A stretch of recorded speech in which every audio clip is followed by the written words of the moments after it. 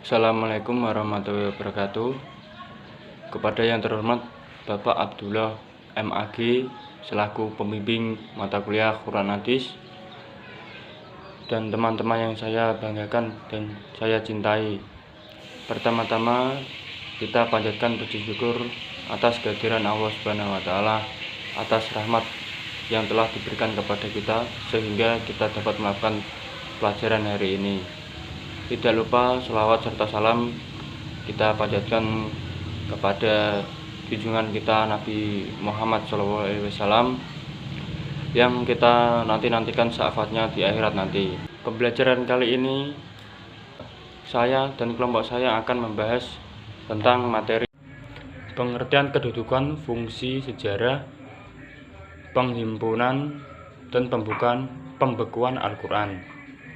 Sebelum acara dimulai, saya akan memperkenalkan kelompok saya, yaitu Putri Ardian Pramesti dan Mila Zuhairo, dan saya Chandra Pamungkas.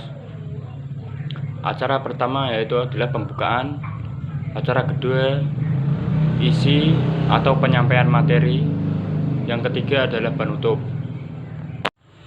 Pemateri pertama akan disampaikan kepada Putri Ardiani dan materi yang kedua akan disampaikan oleh Mila Zuhairo.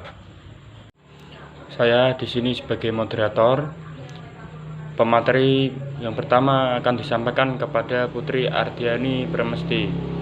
Saya persilakan. Terima kasih atas waktunya.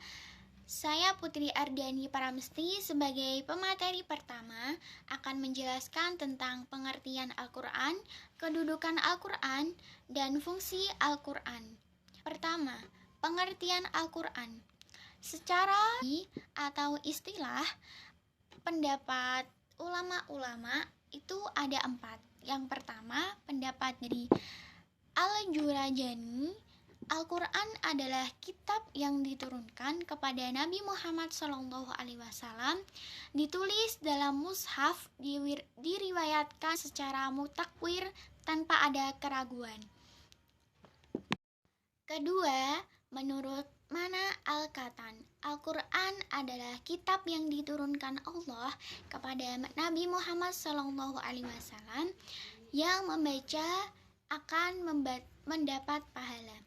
Yang ketiga, pendapat dari Abu Syahbah, Al-Quran adalah kitab yang diturunkan baik lafaz maupun makna kepada Nabi terakhir, yaitu Nabi Muhammad SAW.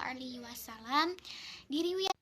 Yang keempat, yaitu menurut pakar usul fikih dan bahasa Arab, Al-Quran adalah kitab yang diturunkan kepada nabinya, lafaz dengan mengandung mukjizat, membacanya mempunyai nilai ibadah atau pahala, diturunkan secara mutakwir, dan ditulis pada mushaf.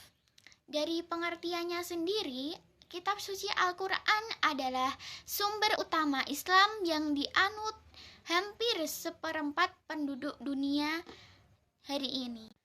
Kemudian kedudukan Al-Quran. Kedudukan Al-Quran memiliki sumber utama dan menemukan jawaban atas segala masalah ada di Al-Quran yang berisi tentang jawaban atau petunjuk bagi manusia. Al-Quran memiliki kedudukan yang sangat tinggi dari seluruh ajaran Islam. Al-Quran sebagai sumber utama, umat Islam menjadikan Al-Quran sebagai pedoman hidupnya.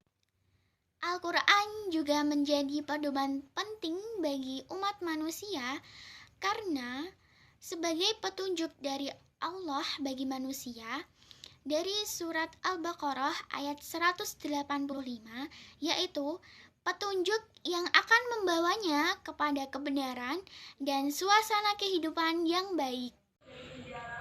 Pematerian kedua akan disampaikan kepada Mila Zuhairo. Saya persilahkan. Baik, di sini saya akan menjelaskan sedikit mengenai sejarah penghimpunan dan pembukuan Al-Quran.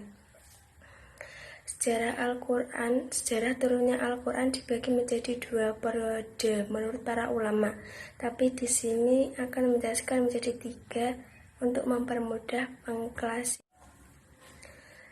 Periode pertama, pada permulaannya turunnya wahyu yang pertama, yaitu surat Al-Alaq 1-5.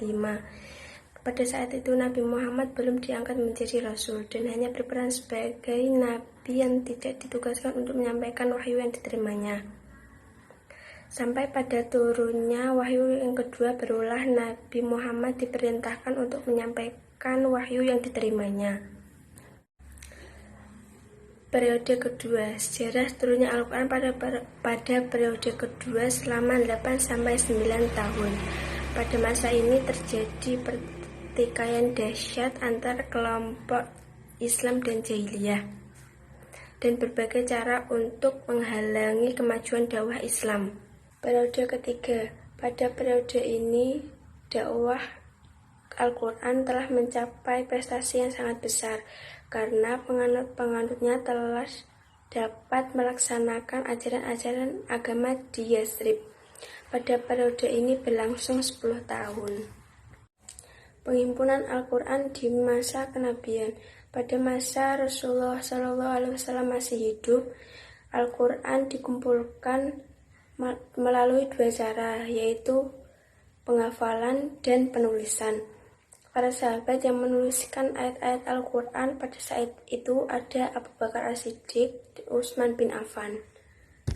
Muhammad kemudian transformasi dan pembukuannya menjadi teks yang dilakukan pada masa Khalifah Abu Bakar sampai pada masa Khalifah Utsman bin Affan. Media penulisannya pada saat itu berupa pelepah kurma, lempengan batu, daun lontar, kulit, atau daun kayu, serta potongan tulang berulang binatang.